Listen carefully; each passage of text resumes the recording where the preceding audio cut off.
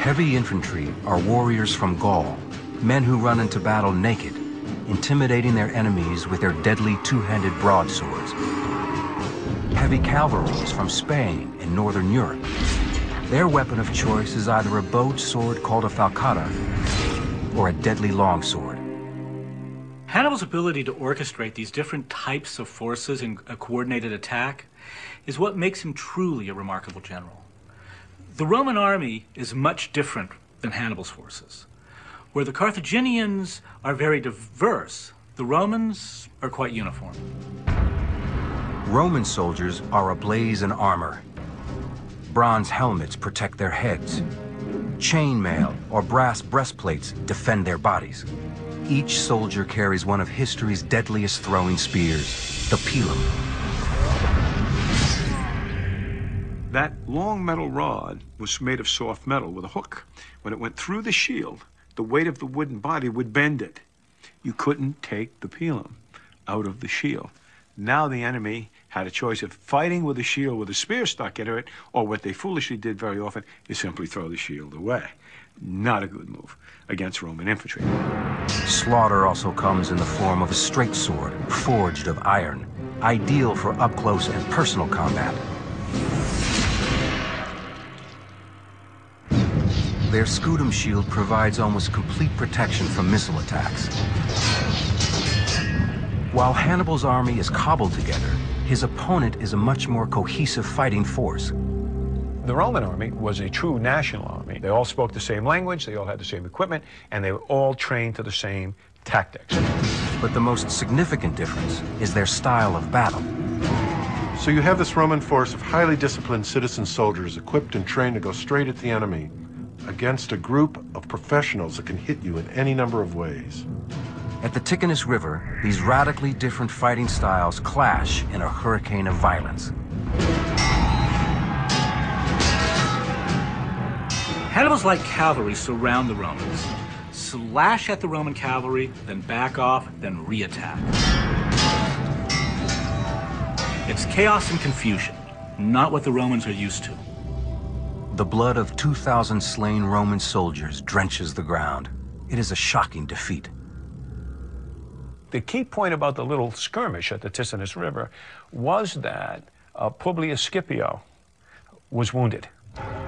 The Romans replaced Scipio with General Sempronius Longus, a strong leader with an even stronger temper. Sempronius is a hothead. He's desperate for glory, and his one-year term as army commander is almost up. He's champing at the bit to fight, and Hannibal knows it. Some evidence of Hannibal's brilliance as a military commander was the fact that he studied his adversaries closely. Now, where he got this information isn't clear. Surely the number of Roman commanders was relatively small, and so they would have been well known. But also my guess is that the truly excellent Carthaginian intelligence may have been at work here, so that whenever he was prepared for a battle, he knew who was in command on the other side, and he studied him closely, knew for his strengths and weaknesses.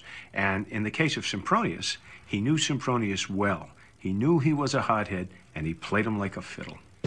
The two enemy armies camp on opposite sides of the Trebia River, about 70 short yards apart.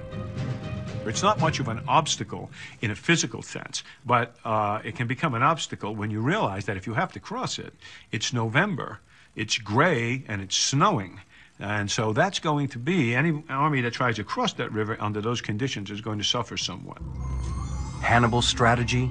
Take advantage of the frigid temperatures, the Roman commander's fiery temper, and use the element of surprise. He sends 2,000 or 3,000 cavalry in the early morning dawn across the river to attack the Roman camp. The Romans are shocked awake. They stumble around the cold with no food. The Roman general Sempronius is furious. He orders the men to cross the river and attack, so they plunge into the icy water to chase Hannibal's men. Not the best way to start your day. 40,000 Roman infantry and 4,000 cavalry cross the river. They line up for battle in a formation called a legio, made up of several maniples. Maniple literally means a handful of men. Each maniple consists of about 120 soldiers. The Romans arranged themselves in a checkerboard configuration. This is a force specifically designed to move forward and crush its enemy. But Hannibal has his own crushing machines. Pachyderms, the heavy tanks of the Carthaginian army. They charge at the flanks of the Roman cavalry. Nearly impervious to spears, the elephant's earth-shaking assault scatters the allied horsemen in sheer terror. Hannibal's cavalry, 10,000 strong, far outnumbers the Romans. His Numidian cavalry is so fast and agile that they appear to be everywhere at once. Hannibal's heavy Spanish and Celtic cavalry slam with such force they demolish what's left of the Roman cavalry. Hannibal's Carthaginian cavalry turns inward and smashes the Roman flanks.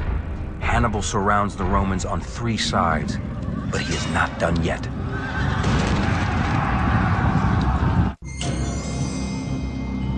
Hannibal has just crossed the Trebia River and has a bloody surprise for the Roman army. Using specially trained horses, Hannibal has successfully hidden cavalry in the tall grass.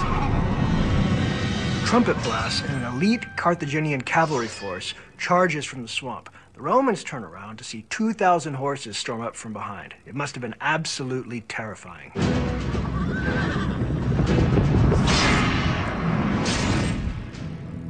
The Carthaginian cavalry blindsides the Romans, who are then pushed back toward the river and cut down mercilessly.